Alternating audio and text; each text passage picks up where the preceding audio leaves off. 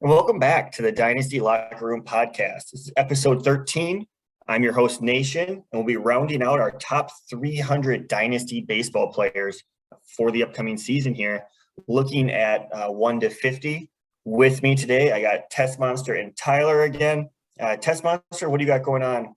Well, we're obviously done with the prospect talk, moving on to the top 300 players. If you haven't yet, check out the podcast and the articles surrounding the top 100 prospects, the top 15 prospects in each division. We also last week launched the hockey podcast for the hockey playoff push. Be sure to check that out. If there's any schedules you want to stay on top of, if there's any waiver wires you need to check out, or if you need any kind of strategy surrounding the hockey playoff push, that's your one-stop shop. So check us out at the Dynasty Locker Room. Yeah, really fun to be wrapping up some of those articles and those podcasts and launching those off. So definitely go take a listen, go argue with Tessmonster's brain there on the fantasy hockey and how those schedules shake out for your fantasy hockey playoffs. And Tyler, what do you got going on? Yeah, not a whole lot on my front. I sort of mentioned last podcast I was wrapping up some of my off-season podcasts, but with the season starting here on the 7th, definitely going to be doing some free agent pickups and guys you should be targeting that might not be owned in your league, and guys that might be climbing the rankings that you might be able to pull the trigger on a little bit quicker before some people know of them. So not a whole lot on my front, just happy we've been able to finish up our DLR draft here. So excited about that. Yeah, speaking of the DLR league and draft, that's wrapped up. Let's talk about our teams a little bit. How do you feel, Tessmonster? Where are you at there? I feel pretty good about my team. I was able to assemble a team that was pretty competitive in almost every category without having to sacrifice any category, too much. So I'm pretty happy about that. Went pretty hitter heavy in the beginning of the draft, which is kind of contrary to a lot of my draft strategies to date in a lot of our leagues, but was able to assemble a team of pretty good hitters, was able to get some nice value for some steals and power. So I'm pretty happy about that, and was able to shore it up with a bullpen that's pretty deep, 8 relievers, 9 starters. I'm pretty happy with that. Tyler, what are you thinking about your team? Yeah, I was honestly feeling pretty good, except I decided to take the gamble on Riley Green with how he was producing in the spring training and the belief that he was going to get called up. And then I think about a day after I drafted him, he fouls a pitch off his foot and fractured it. So that was a little bit of a loss there. But overall, I feel like my team's pretty balanced. The 2-catcher system is definitely a unique strategy that you can't overlook, but took a little bit of a gamble on Varsho and a little bit of a rebound, hopefully, from McCann. So that'll be interesting. Yeah, it reminds us of the number 1 overall pick of Tatis that we had about 45 minutes before he was ruled out with his wrist surgery. So definitely not fun to have those injuries happen right after you draft a player. For me, I took a different approach than kind of everyone else in the league, and I decided to punt starting pitching. So I'm not going to win wins or Ks, but that did allow me to go really heavy on hitters and really heavy on my bullpen. So I think I have a really good chance of locking up most of the hitting categories every week. I should be one of the top hitting teams in every category as long as Mondesi stays healthy, at least for the first half of the year before Tatis comes back for me. And then just being able to roll out a lot of relief pitchers to get the ERA and WHIP, and then be able to get holds and saves. So I think I'm in a pretty decent spot. I haven't really ever done a just bullpen for pitching before, so I'll be curious to see how the ERA and WHIP stack up over the course of a week when you have a pitcher or two that give up 2 or 3 runs or get a couple blown saves here and there, and see how that all shakes out. But it'll be fun to kind of play around with as my first time trying to do this draft strategy. So that's it kind of on my side. Tessmonster, why don't you go let us know one of the favorite picks that was happening in this draft that wasn't from your own team? Well, one of my favorite picks, I've got a couple here for you, and both of them happen to be in round 19. We see Podunk Indians taking Brandon Belt. That's an interesting one for me. That could have huge value if Belt continues to produce at the level he's produced at in 2019 or 2020 and 2021, obviously flirting with a 1,000 OPS. That could provide some huge value at the first base position. It was interesting to see him go that route after taking a couple first basemen, but ultimately with the number of utility roles that we have in our league, that could definitely pan out. Another one that I thought was interesting was for team This Is a Guy, taking Mark Canha also in the 19th round. Could be a very high upside play now that he's with the Mets. Provides an interesting blend of, home runs and steals. If he can get that average in OPS back to the numbers that he was showcasing when he went off in 2019, that could provide huge value too. So those are some of the picks that I highlighted that were a little bit later in the draft that I really liked. Yeah, those are some definitely picks there in the middle to the late part of the draft that really have some upside that can pan out there. Tyler, what have you thinking about here when you were going through this draft, and any picks stood out for you? Yeah, I hate to give Tessmonster any credit, but he was patient on his starters. I was a little bit more aggressive, and there's obviously a little bit of concern with Luis Castillo, but when you watch someone with the ADP as high as his fall, well into the 120, 130 range for an ADP, to get him that late, Tessmonster was patient, and that one I think is really going to pan out. The wins might not be there on a team that's a little bit more rough, but between the ERA, WHIP, and Ks, where he got him, I think there's a lot of value there. Tyler Stevenson in like the last 4 rounds, that was a catcher that I was hoping to try to sneak in there, and I thought that was a nice little steal. We've sort of seen him break the surface here, and then the minors really tear it up, and I think that this is going to be his year, especially with the universal DH, his ability to play first. I think we could see him maybe put up 140 games and really in a 2-catcher system really tear it up. Yeah, nobody really wants to give Tessmonster any credit, but he did have another player that I like that fell to him in round 6, being Tyler O'Neill, and being able to kind of round out his hitting categories, being able to contribute across all the categories like Tessmonster brought up that his team believes is stacked for. That's one kind of in that 6th round that will really benefit him. Tessmonster, don't read into it too much. We don't like your team that much, but a couple of those players sliding to you there really seem to get some pretty good value. So now let's move away a little bit from the DLR League and head to our top 300 list and see some of those first round players and where we rank and where we're different. And let's start right there. Cumulatively, we have him just outside of the top 50 at 51 overall. That's me, Spencer Torkelson. I have him at 38. Tessmonster, you have him at 56. Tyler, you have him at 59. Guys, tell me what I'm missing here and why Torkelson should be ranked almost 3 rounds different than a Julio Rodriguez or a Bobby Witt Jr.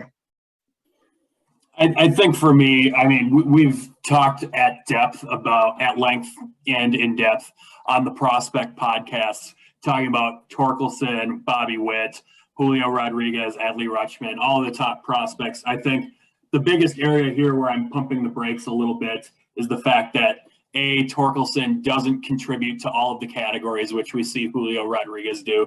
And I think that's definitely something I'm taking into account when we look at Julio, who's going to, steal 20 bags in addition to the same power output. I think that's something that definitely affects my rankings. Also pumping the brakes a little bit just because, on both of these guys a little bit in the sense that we haven't seen what they've done so far. But I think that's the biggest thing that holds Torque back for me in the sense that he's only played in the minor leagues for 1 year and he's not going to contribute to all 5 categories, however many you're playing. Yeah, I'm sort of with Tessmonster there that, we saw him break in the minor leagues this last year and he struggled initially. And then he got the call up to AA where he struggled a little bit more. And then he started to figure it out midway season and then he just caught a stride. And I just am the belief that he's going to, hit the major league pitching and it's going to regress a little bit. I still do think he's a 30-plus home run kind of guy. It's just sort of like Tessmonster was saying, he doesn't hit all the categories. I think we're going to see a little bit of regression on that batting average, OPS, and overall power. But, I think it's only a matter of time before he's easily going to be in our top 50 and top 40. But for right now, there's just some people in front of him that I like a little bit more. I'm looking at some of the people that you have up there who are established. Obviously, get a little bit more of a boost having done it in the major leagues before. But being young, and you look at some of the people like an Eloy Jimenez, or even going up to like a Corey Seager, a Bregman. Some of these people, Nick Castellanos, that don't really steal bases. You're not counting on them to do a whole bunch. And you got one of the top prospects, one of the real young guys that has been able to hit in college, been able to show what he can do towards the end of the year in Double-A last year, starting again this year, getting the call up immediately to the big leagues. I feel like there's something I'm missing in the value there on why some of these younger prospects like Julio and Bobby Witt that are going to contribute to all your categories are ranked so much higher in difference to kind of the power output or just the complete power guys, like even like a Matt Olson or a Pete Alonso in here, where you're not going to be getting any steals, but you have them ranked kind of a little bit differently as far as 5 categories, super high ceilings versus kind of that just mid-round power. Is there anything you want to kind of go off on that, Tessmonster? Yeah, I mean, as I mentioned, I think we're seeing the inability to contribute to steals, which discounts him a little bit. But I also think we're seeing a discount in the sense that he's only had 1 year. You're talking about some of those guys that are ahead of him. These guys are guys that have produced. We're not talking about as many question marks about how quickly they can come up and adapt. I mean, ultimately, Torkelson definitely has the upside to clearly outplay these guys over the entirety of his career. I think what we're looking at, though, is, we've got a couple question marks. Obviously, Tyler mentioned that, the batting average didn't quite catch up as he advanced. How quickly is that going to catch up when he breaks, major league camp this year? So I think there's something to be said for that. And ultimately, the questions are there about what his true output is. I think we've touched at length about what that potential is, and you kind of highlighted on that here. But he's just not at that true output level yet. And, we've talked about it with Julio and, Bobby Witt. We don't know what these guys are going to produce either. That being said, these guys haven't had, the struggles of trying to hit for a 238 average in AAA. We saw Bobby Witt come up and blow that out of the water with a 300 average. So I think there's just a couple question marks for me where, I'm going to discount him a little bit in my rankings, and I'm happy to be wrong about that and or adjust them accordingly as that goes on. Any last words there, Tyler? Yeah, I mean, he sort of touched on everything I would touch on. I think when you brought up Eloy Jimenez, which I think is a great person to try to compare him to, a guy that could hit 30 plus home runs and hit around that 280 batting average. The only thing is Eloy across, 230 plus games, he's been on pace for 30 home runs each season, minus, the shortened season in 2020 where he still put up 14, which was a good pace for 30 plus. And then he came back from injury this last year. We put up 10 across 55 games, which would have been good for 30 plus as well. And that OPS sort of matched. So it's just, it's taking a little bit less gamble on someone like Eloy, who's 25 years old still. He's still young, but has proven that he can hit big league pitching and do it at a high rate. It's just a little bit more of a lock. So I think that's the only reason for now he's in front of Spencer, but it could easily change if Spencer comes up and does what we think he could do. Yeah, I mean, ultimately, we're talking about the philosophical difference in rankings here of, okay, well, where do you rank a prospect versus, and his ceiling versus where guys that have actually produced over the last couple of years and where do you compare them? So I think that's what we're debating here, and that's a valid debate. Ultimately, like I said, I think Torque probably outproduces these guys over the next 5-10 years, but how quickly can he do that? I think that's the question. And that's probably why in a startup scenario, that's probably why I'm not taking him quite as highly as some of these other names. Yeah, I mean, I think really going into that philosophical part is where we're differing here. Because I have Torkelson ranked pretty similar to Julio and Bobby Witt, and I see him comparable like Eloy Jimenez on that side of it. So when I'm looking at him here in your 4th, 5th round, he won't be there if I'm in the draft. I think that's a little bit too late to get kind of somebody who could be a cornerstone at first base for you and be able to kind of get you those counting stats, again, minus the steals, but just be a really solid contributor. Again, not having to run as much, so not having to be as worried about any injuries that come along with being a big first baseman on there. So I think that takes away a little bit more of the risk when you're looking at some of these Byron Buxtons or a Bobby Witt or a Julio, and having that kind of athletic prowess to be stealing bases, to be running into walls, making diving plays, getting to take a little bit of that risk away too, being at the corner field is something that adds on to his draft stock in the slightest for me as well. And now let's slide it over to one of the big off-season trades here and look at Matt Olson. We have him ranked 33 overall. When these rankings were made, they were done before the trade. Tessmonster, is there anything with this trade over to Atlanta that is going to move him up or down your rankings? Yeah, this one might be one of the more interesting ones we talk about. Obviously, we've got him at 33 in our combined rankings, all of us ranking him pretty close to that. But these rankings were made before that big move. So the question is, how do we feel about that now? I mean, we saw what he did in that Oakland offense last year, and, you know, it was an okay offense, but by all accounts, Atlanta is going to be significantly stronger offensively. I think, you know, on top of the home run output that we usually expect, we can definitely count on some counting stats going up here too. And we saw him, you know, eclipse the 100 mark in both of those last year. So, you know, I'm looking at him now, and, you know, now that he's not in that Oakland decimated offense that we projected him in, you know, I think I can easily slide him up the rankings, and, you know, I could find a home for him somewhere around that Freddie Freeman range in, you know, 25, 26, 27. What do you guys think about that?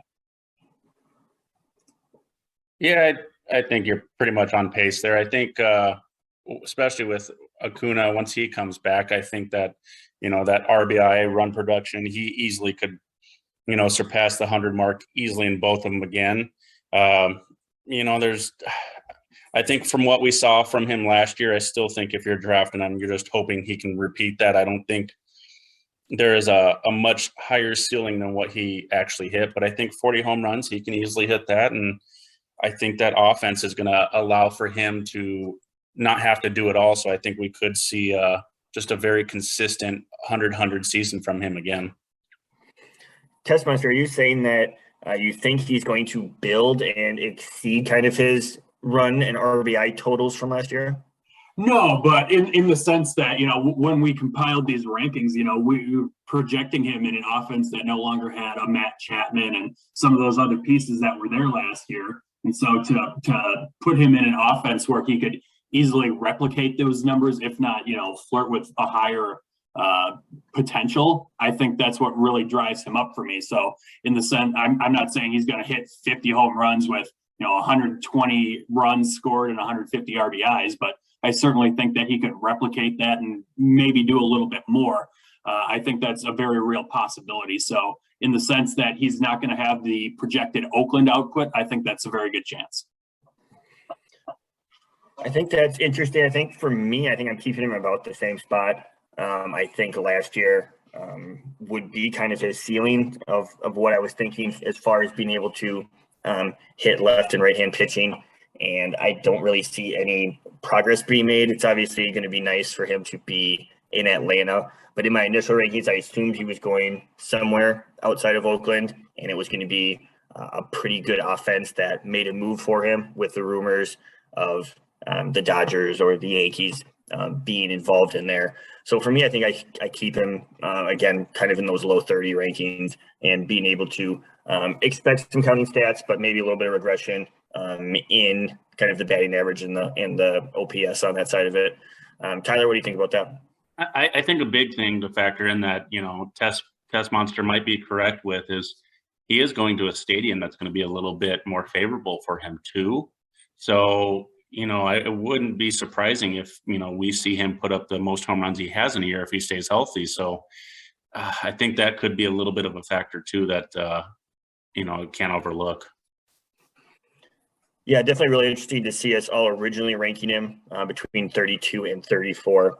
Now, I think we'd probably see him post-trade with Tessmonster moving him up a little bit, Tyler moving him up a little bit.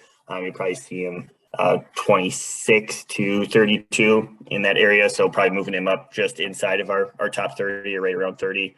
after this trade. So definitely excited to see kind of what he produces in Atlanta, and if he can hit the ground running, because sometimes you see some of these trades that happen and the players are a little bit slow out of the gate. So if he can jump into the middle of that Atlanta offense, take the Freddie Freeman role, add a little bit of power in there, that should be pretty exciting for Matt Olson and any Matt Olson owners in this year and in the future. And now over to another one of those big off-season splashy moves, and that's going to be Trevor Story heading over to Boston. We have him ranked at 32 combined overall. I have him ranked at 24. Tyler has him up at 37 with Tessmonster in the middle. I see somebody that's really exciting.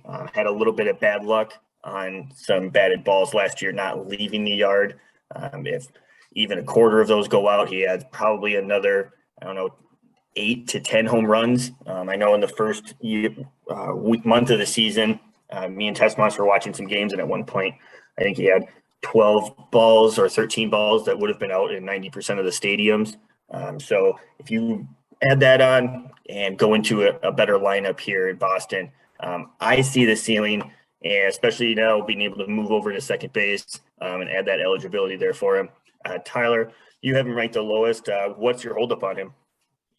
Yeah, I mean, big thing is I probably would rank him a little bit higher now, post trade, knowing that his value is going to climb at that second base position from what he can do from a stolen base, standpoint, how much power production he can put out at that position on a position that is a little bit more scarce.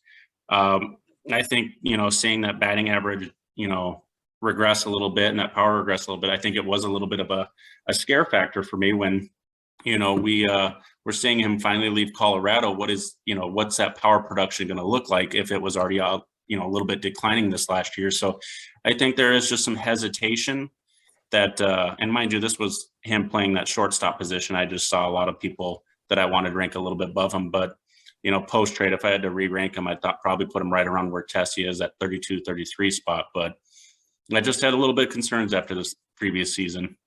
This one was a tough one to rank for me. I definitely understand Tyler's concerns here a little bit about the batting average, but you dig a little bit into the numbers, and that BABIP was quite a bit below his career mark, almost 50 points lower. So I think that's definitely a factor. We also saw that line drive rate at a career low rate with quite a bit extra ground ball and fly ball results added in. So I think that's got a little bit to do with that.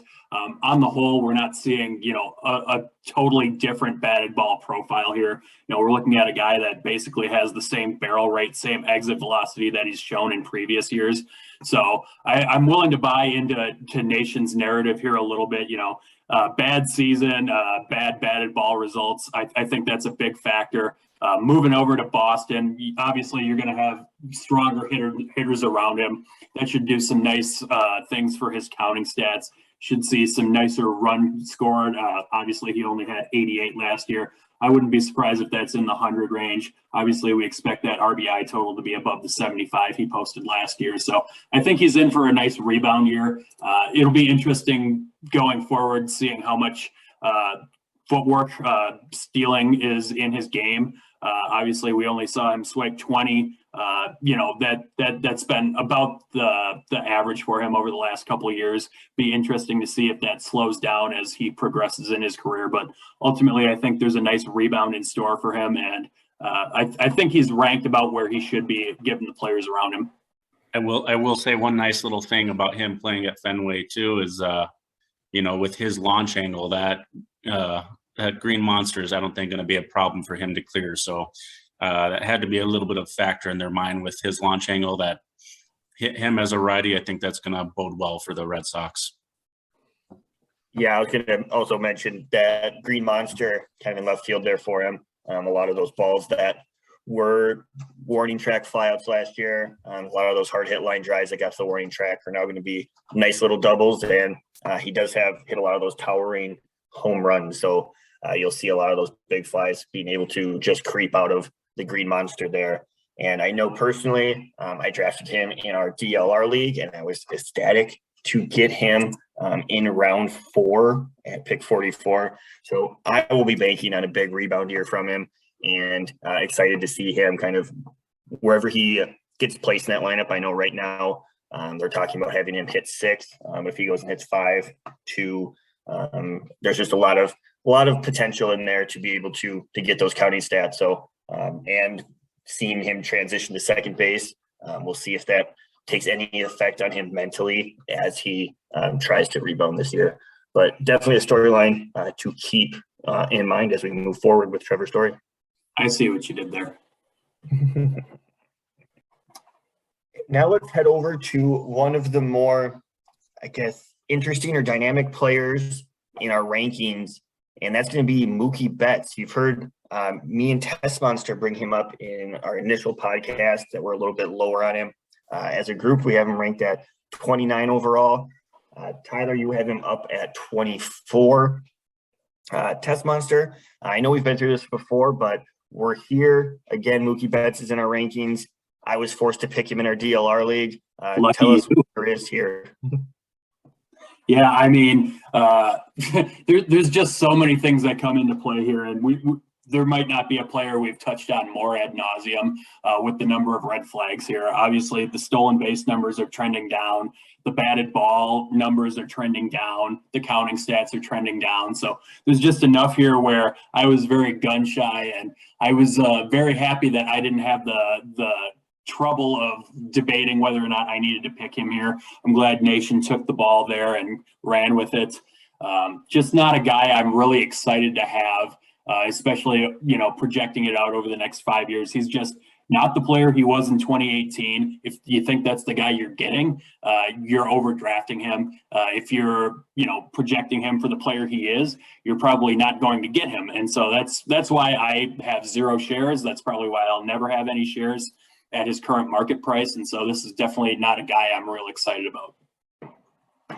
I know I'm not sharing the hate like you guys are. I actually have a little bit more love for Mookie. I mean, outside of this last season, he was pretty much a career 295 batting average. And yeah, you take out of the equation his, 2018 season where he batted 346. I think, we all sort of thought that was a little bit unrealistic and not going to happen again. But you look at 2020, 2019, and even previous to that, he was consistently a 295 hitter, consistently right around that 900 OPS. And even this year where he struggled, he still put up an 854 OPS. His exit velocity was pretty much his career average. His speed has declined, which is, bound to happen. I still expect 10 plus stolen bases out of him. So I just don't see that power regressing heavily enough. In 122 games, he was still on pace for 30 home runs, which is right around what he's been able to do previously. So outside of the average dropping in 2021 and the speed, he's still putting up really good numbers in a really good lineup. And I don't see any reason why someone like Eloy, who has only had one solid year, I could rank in front of him.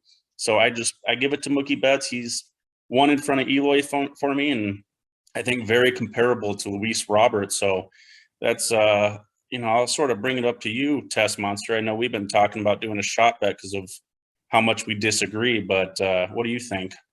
Yeah, I know this is one of the players we've debated at length, you and I, especially for where we've got these guys ranked, Mookie Betts and Luis Robert. I understand your position that you think Luis Robert hasn't proven enough where you wouldn't take Mookie over him. And I still think Luis Robert has more to show us, and in a fully healthy season, he'll outproduce him.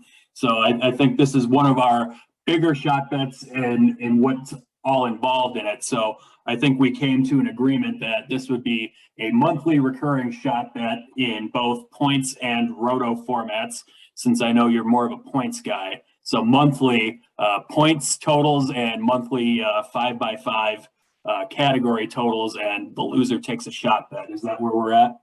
Yeah, it takes a shot bet each month, and I am definitely on board with that. I think, from a point standpoint, I think that Mookie's going to have the edge, but from a roto standpoint, I'm a little bit of a noob, so it's going to be interesting to see if we're just going 1v1 or if one of us is going to be wearing a lot of shots here. So, yeah, no, I'm excited about that. Nation, you have any last thoughts before we put this one on the board? No, I think this will be one of the interesting ones to track here as the season progresses, especially on a monthly reoccurring shot bet. So I know I would like the side of Louis Robert as well, but I'll leave that up to you guys for this monthly shot bet here, and go ahead and have the bartender put another shot bet on the board there. I do want it on record, by the way. I still have Luis Robert in front of Mookie from an age standpoint. So don't get that one mixed up. But for this season, yeah, I'm taking this shot bet to the bank. It sounds like you like Robert better. And I will be cheering for Tyler to win this shot bet, because that means Mookie Betts is putting up some pretty big numbers for me at that 20th overall pick I had this year. Yeah, a little catch-22 for you. You don't like him, but you didn't want to bank on him having the big season and you being doubly wrong. I get it. Yeah, I really didn't want Tyler to be able to draft him even later than I did, and then also be able to brag about being right. So this was kind of for the best for everyone that I drafted in there. I get it. And now let's head back to one of those really exciting prospects that we were touching on a little bit earlier. And that's going to be Julio Rodriguez. We have him ranked 22 overall, with all of us being around the same. Tyler, this is somebody that you wanted to touch on, so why don't you kick us off here and what's to like about him?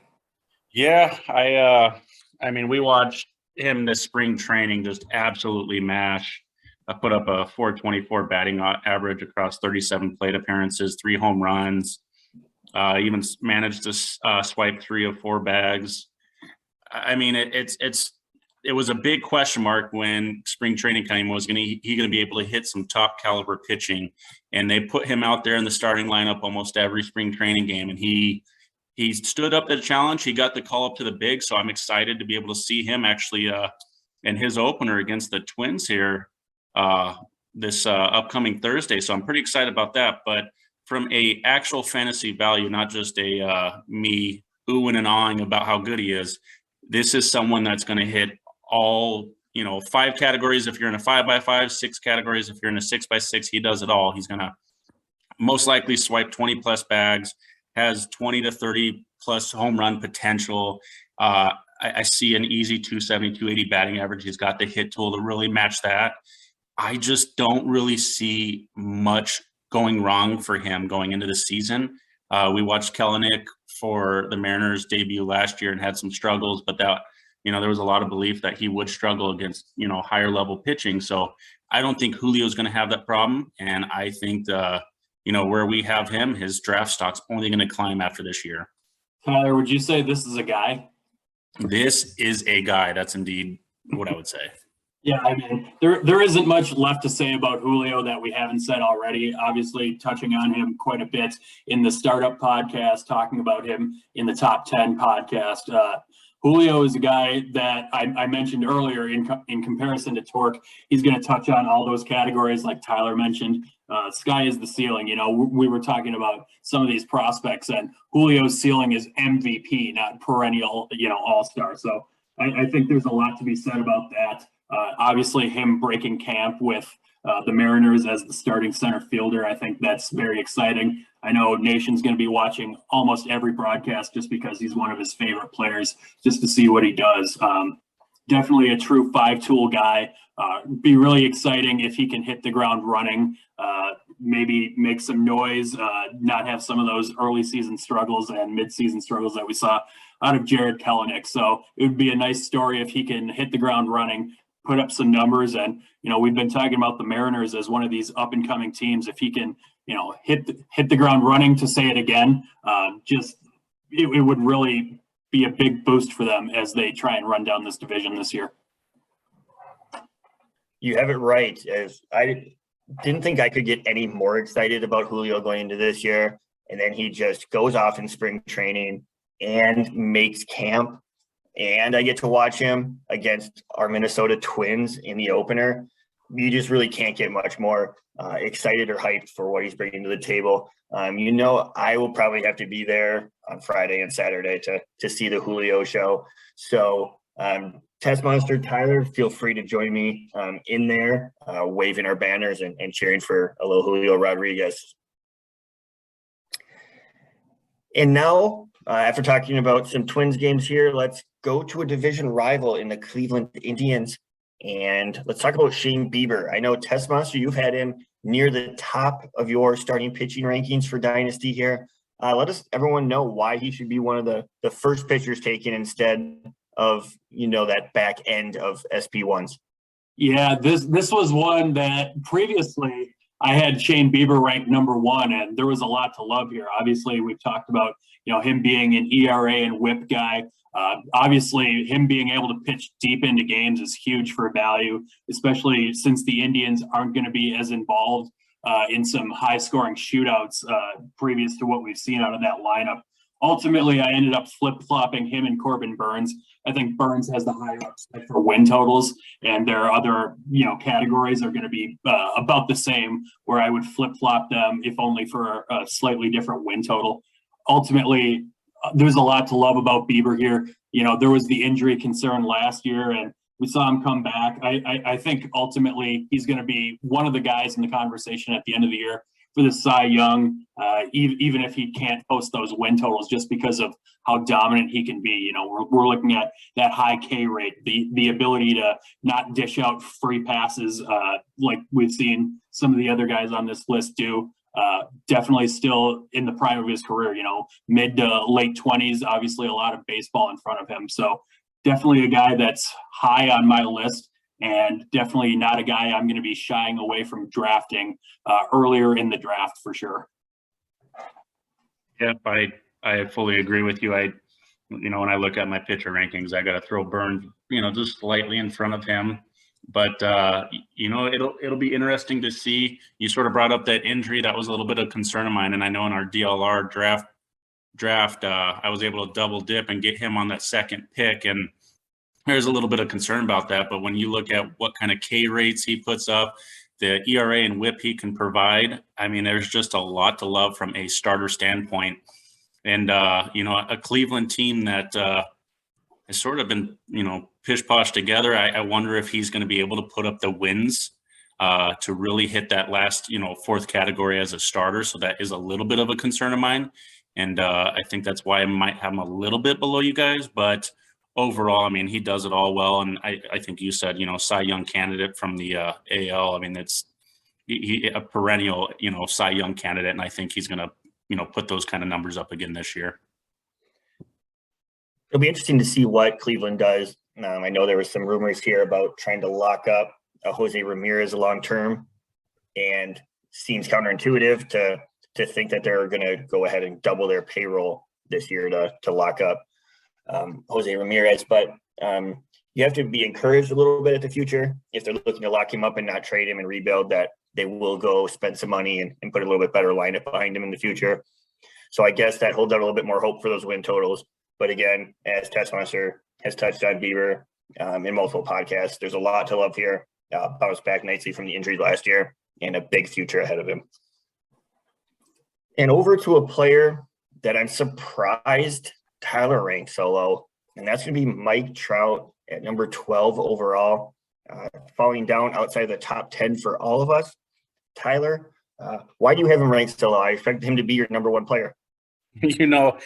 In my heart, he is my number 1 player, and it kills me to say anybody is better than him. But from a fantasy standpoint, he's turning 30 years old this year, and we saw him deal with, a major injury for the first time in his career. So I think there is a little bit of concern as age starting to play a factor. I mean, he's a big old linebacker sized body. Is age going to play a factor? The Angels have talked about moving him off center field, trying to get, Joe Adell or Brandon Marsh most likely out in that center field to try to ease him up. And he came out and, voiced his opinion that he doesn't want to leave center field, which, you sign him to a contract like that, you expect, him to speak up. So I'm not surprised with that. But I think injuries is a big factor for me. He's slowing down a little bit too. So stolen bases he's not doing what he did previously, putting up 20 plus stolen bases. I think expecting 10 to 15 from him now is more realistic. But when you go for him, you're getting run production, you're getting walks, hits, good batting average, good OPS. So in a 6x6 league, especially, he's going to hit almost all the categories for you. So he's going to deserve this spot. But if injuries start to plague the end of his career here, it's going to be a little bit traumatizing for me as an Angels fan, but it's going to cause some of these other outfielders on his tail to surpass him in our rankings. Well, I want to take a little detour here, Tyler. We've heard Rob Manfred say he doesn't do enough for the game of baseball. What are your thoughts on that? Oh man, I want to throw some curse words out here, but I'll keep quiet. You know, at the end of the day, they're just competing for a piece of metal. So Rob Manfred could suck it. I mean, you touched on a lot of things here. Ultimately, for me, I share the same concern, and it's a concern that we have over our own Byron Buxton. How many games is he actually going to be healthy for? Because we've seen him absolutely be the best player on the planet when he's healthy. The question is, when can he play a full season again? We haven't seen that since 2016. So that's a factor for me. Definitely not the stolen base machine that we saw in his youth either. Definitely looking at probably singled, maybe low tens totals there. So he's not the true, 5 category asset that he was. But as I said, when he's healthy, he's absolutely one of the best players on the planet. We've seen him produce home run totals, in the high 30s range. Definitely a counting stat machine. And that OPS, I mean, he's got the average, but you got to remember he's been one of the leaders in base on balls for the last 10 years as well. So that's a huge asset for me. Can definitely, keep you in most of these categories just by himself. So there's a ton to love, just shying away a little bit because of that injury risk. It's tough. It's one of those high risk, high reward players, I think, that's going to be here at the end of round 1 for people to make that choice about. And with Shohei in the lineup with him now, healthy Rendon, there's going to be a lot of room compared to previous years for even more counting stats, which if he keeps on his current pace like we all expect him to when he's healthy, you could be seeing some numbers in the 130s for RBIs and run totals on this side of it. So if he gets to that 140 game plateau, everyone who didn't draft him in the first round is going to regret it. But if he only plays 80 games, again, he'll still be able to put up some nice counting stats for you in a short time, but you might be regretting it at the end of your first round. So it'll definitely be something to watch and be really excited about seeing him healthy to start the year. Yeah, I think one last big thing is for me watching the Angels day in and day out. If Rendon does not get that bat going, expect Trout to be walked a ton, and I think that could hurt him. So I think Rendon's success is going to be pivotal for Trout's success. Well, you heard it here first. Put it on the board. And let's just stay with the Angels and talk about Tyler's favorite players even more. And that's going to be Shohei Ohtani here at 6 overall for us. I think this is one of the wider ranges that you can have for a first-round player depending on your league settings. If he's daily versus a weekly, or if he is a pitcher and a hitter versus you have to draft the pitcher version or the hitter version of him. And that will widely change where you can have him ranked here. But Tyler, why don't you kick us off and talk about Shohei a little bit? Yeah, it's actually funny you bring that up, Nation, because in our daily 6x6 roto for the DLR League, I decided, even though we have him ranked around that 6 range, I decided to take him 2nd overall, just like you were saying. The fact that he can help me hit all 6 categories, being that he steals bases, puts up really good power, a decent average, and then to be able to slot him in from the pitcher role and maybe get 10 wins in a season, a good ERA, good K rate, it was pretty much obvious that I could hit, 9 to 10 stats with one player. I mean, if you're in that kind of league, this is someone that, you could easily rank him much higher. If you're in a weekly league where you're only going to get him hitting or, pitching, that's a whole different category. But if, based off what we've seen in spring training and what Joe Menz came out and said, I expect Ohtani this year to throw 150 innings, which is going to throw him in that 10-plus win range if he can stay healthy. And from a hitting standpoint, I don't think we see that slowing down one bit. I think we could see easily 35 to 40-plus home runs. He's got a healthy Trout and Rendon to sit around him in that lineup. So I think if Ohtani is healthy, we could potentially see even a better season from him than we saw, in 2021. What do you think, Tessmonster? He's definitely an exciting player, and I was lucky enough to have him in one of my leagues last year that was also a daily league, and he definitely was a huge attribute to that success on that team. As Nation touched on, you can have so many ranges for this player just based on, your league settings. And if you're in that daily format where you only have to have one roster spot for him, I think that's a huge boon to his value. And I think, especially in Roto, you could see that rank, anywhere around number one, if you're so inclined. So I don't fault you for taking him at all in that DLR league.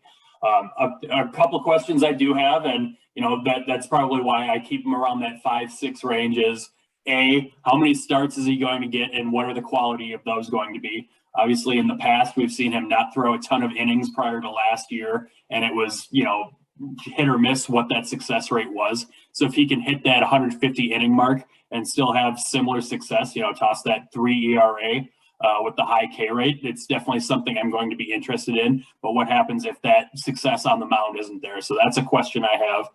The other questions I have were, we saw him lead the league in caught stealing. Is that going to affect how frequently he tries to swipe bases moving forward? And also, we saw him absolutely tear the cover off the ball last year. But years previous to that, we didn't see anything really close to that. Previous to last year, we saw 250 games played and a similar home run total in twice as many games. So is that power real? Was it a blip and he, comes back down to earth a little bit and hits those 30 home runs? It definitely has an impact, in my rankings as compared to somebody like a Juan Soto or Ronald Acuna, guys that are a little bit higher in the rankings. So there's enough. I'm a true believer, and I think he's a huge value, but we haven't seen it long term like we have with some of these other players, and that's probably why I rank him accordingly. Yeah, completely understandable on both sides there. I think I might even have taken him number one overall in the daily league for the DLR. Just being able to hit 10 actual categories on a weekly basis basically gives you even if you don't think he's going to be getting a lot of innings, if he gets to that 140 mark, 130 with a mid-3 ERA with some strikeouts and some wins, that's really just like getting an added 11th round pick there for you as a starting pitcher to put it on a weekly basis and not take up a roster spot. So I think there's incredible value if he's one roster spot and in a daily league there. So I think I really like Tyler's pick of taking him there at 2 in this year as well. So it'll be really fun to watch that team in general being healthy and seeing how teams are going to pitch Shohei and Trout back to back will be really exciting for Angels fans. What do you think, Tyler?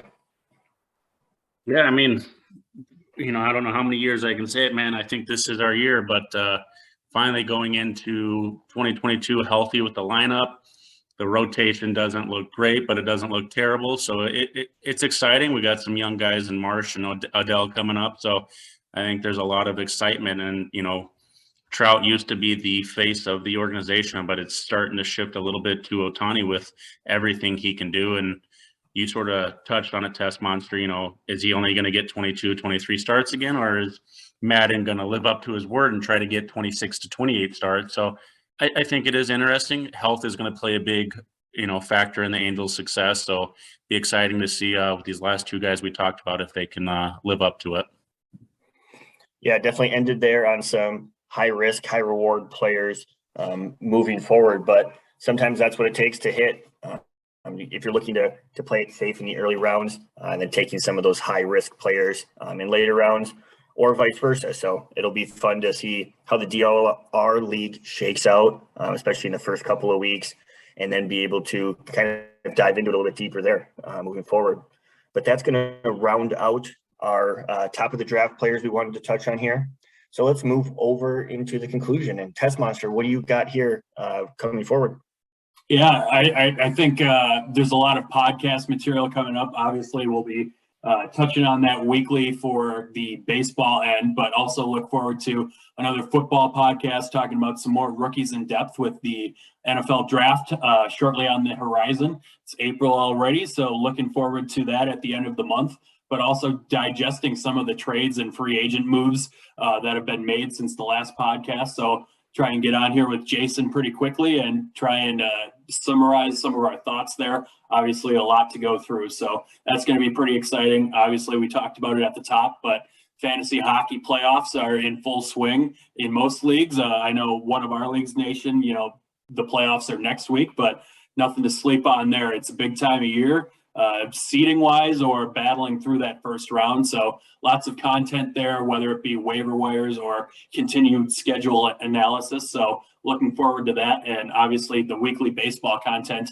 on the website moving forward. So a lot to digest on the Dynasty locker room. Come over to the forum, drop us a link. What are you most interested in? What do you have questions about? We're always willing to answer some questions there. Find me everywhere, Reddit, Twitter, DLR Tessmonster. And that's what I got going on right now. What about you, Tyler?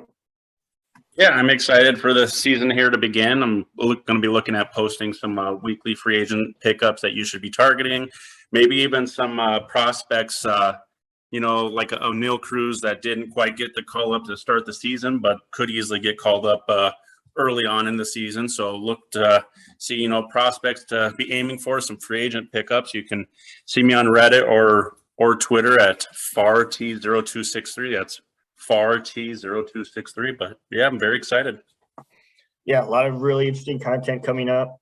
Definitely with all of these big time trades affecting the value here in fantasy football. So it'll be really fun to dive into that with everyone and finally be able to dive into regular season baseball and follow our DLR league, as well as all of the ads and drops on the waiver wire and those prospect rankings coming through at a monthly basis here. So a lot of fun content at the Dynasty locker room. And as always, you can find me, Nation DLR, everywhere. And until next time.